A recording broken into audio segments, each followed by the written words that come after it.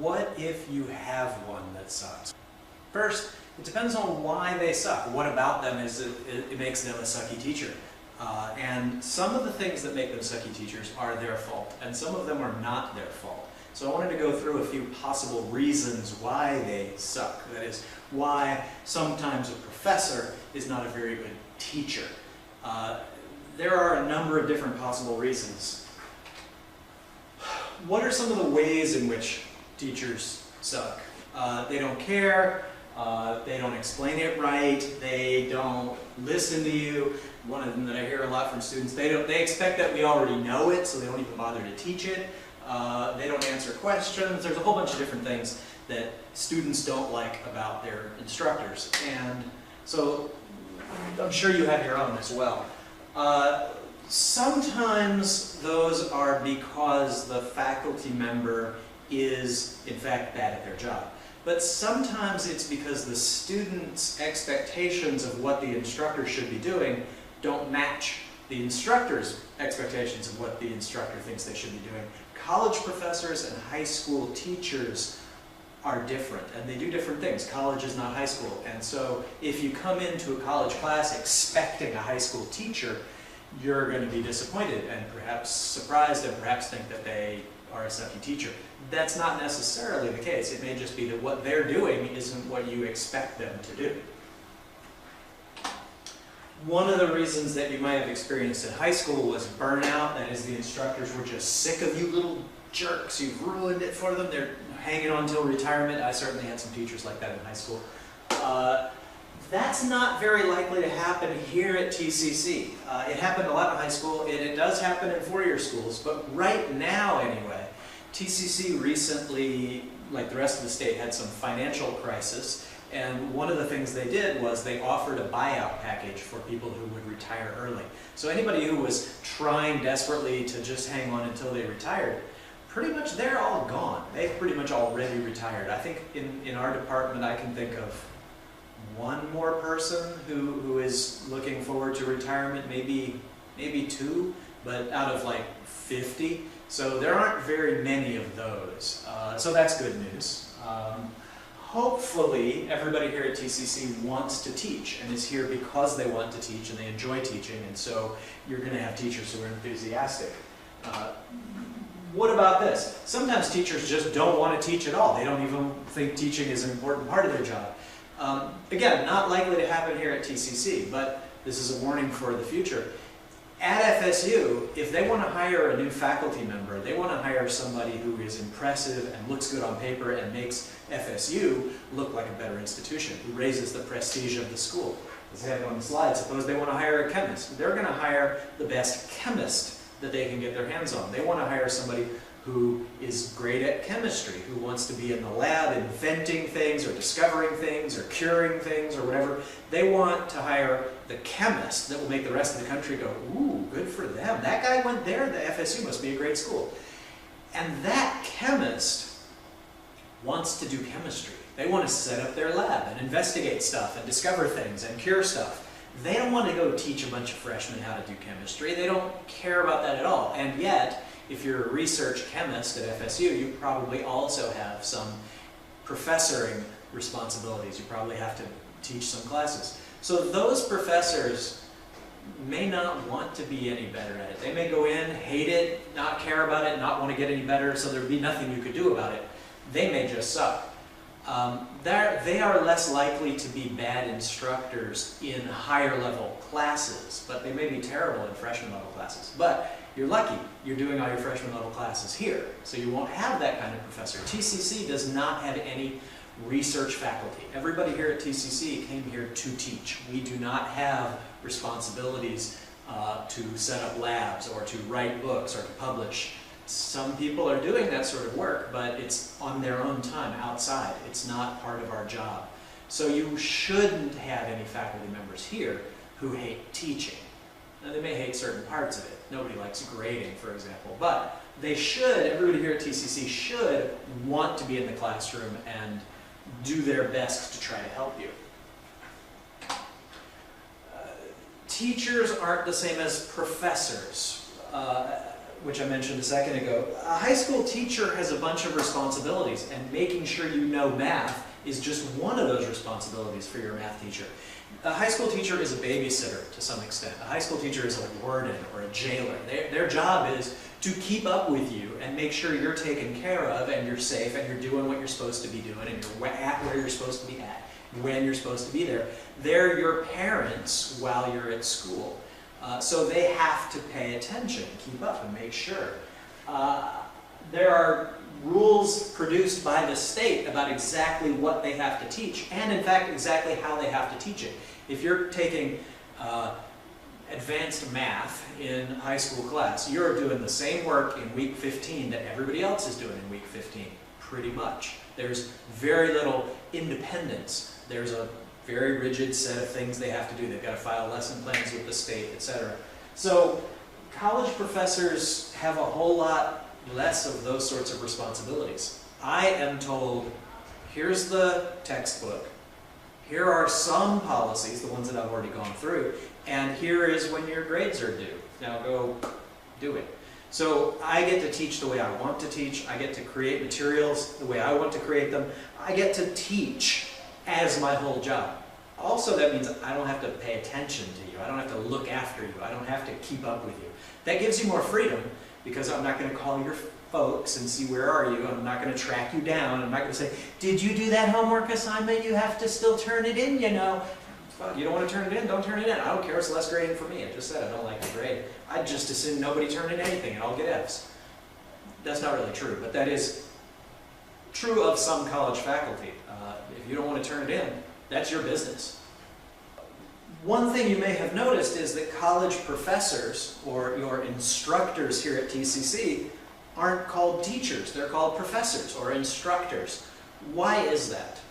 Well, it's indicative of their job. What does a teacher do? When they're doing their job, they're teaching you something. What does that mean? What does the verb to teach mean? What happens at the end of that process? If I teach you how to multiply two-digit numbers, at the end of that process, you know how to do it, or I failed to teach you. If I am going to teach you, you learn. What does instruct mean? That means give you the information. That means give you directions and instructions so that you can then go do it yourself. I can instruct you and you not learn. Or even less, profess. Anybody know the word profess? To profess means to say. If I profess the information, all that means is I'm making it available to you. I'm giving you access to the information. A professor is one who talks about the topic. An instructor is one who explains the topic. A teacher is one who makes sure you learn the topic. But here, we're just instructors, or sometimes just professors. It's not my job to make sure you learn it. It's my job to make it available for you. And a lot of times students don't know that. A lot of times students think it's my job to make sure you learn it. That's not what I'm even trying to do, much less trying to do well. TCC likes to use this example of the teaching-learning spectrum. Early on in the process, when you are a novice learner, when you're new at it, the teacher does most of the work. Most of the effort is put forth by the teacher. But then you learn some things, and you're expected to use those things that you've learned later in the process. So, for example, I am not going to teach you the alphabet because you know that by now. And I'm not going to teach you the difference between a subject and a verb because you know that by now. I'm going to teach you, in a college class, how to make your essay more impactful. That's a whole different level, and you have to already know how to spell and know grammar and know how to read and write. So you're expected to already do those things. More and more of the work is done by the student as time goes on. In this little diagram at the bottom, at the beginning, T, the teacher, is doing all the work, and L, the little learner, is hardly doing anything. And then gradually, those roles equal out until halfway through the process, the teacher and learner share responsibility. By the end, the learner is accepting almost all of the responsibility, and the teacher's role is much more minimized. The teacher is just a guide at that point. I always like to give you the example of little baby birds. A brand new baby bird does nothing. The mama bird does all the work. She goes and catches the worm, and she chews it up, and she swallows it, and she digests it, and then she flies into the nest, and the baby bird goes. And the mama bird literally sticks her beak right down its throat and barfs digested food into its stomach. She's done the whole thing.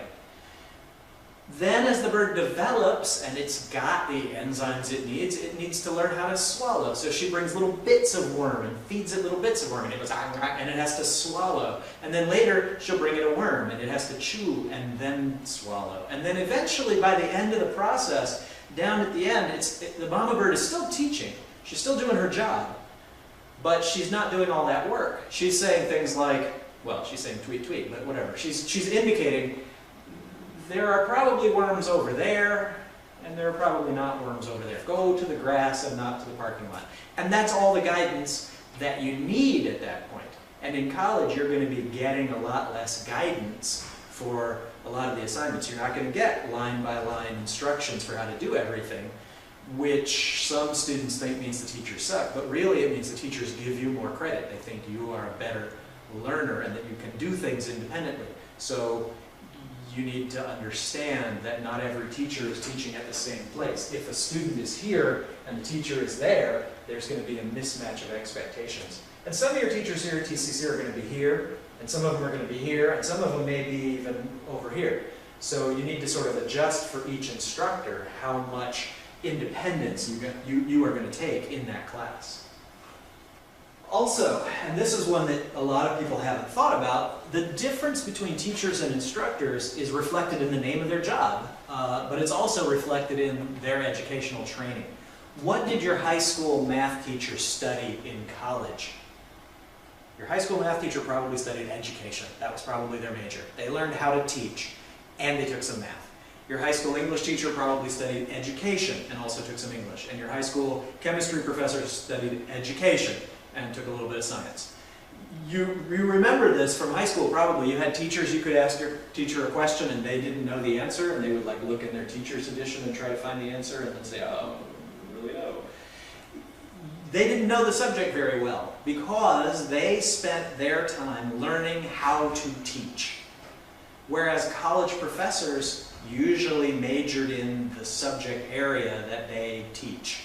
So a college math professor was probably a math major, a college English professor was probably an English major, and a college chemistry professor was probably a chemistry major.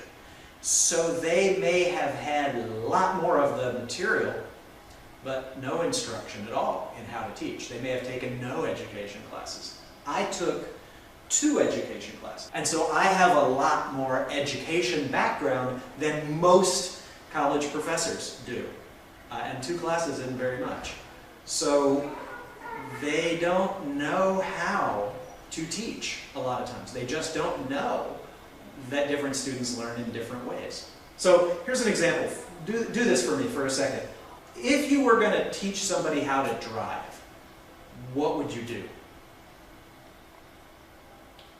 Some of you may have said, I would put them in the car and just let them go. Some of you may have said, I would have them watch me do it. Some of you may have said, I would explain it to them and show them what I was doing, talk them through it, and then I would make them tell me what they were doing while they were doing it.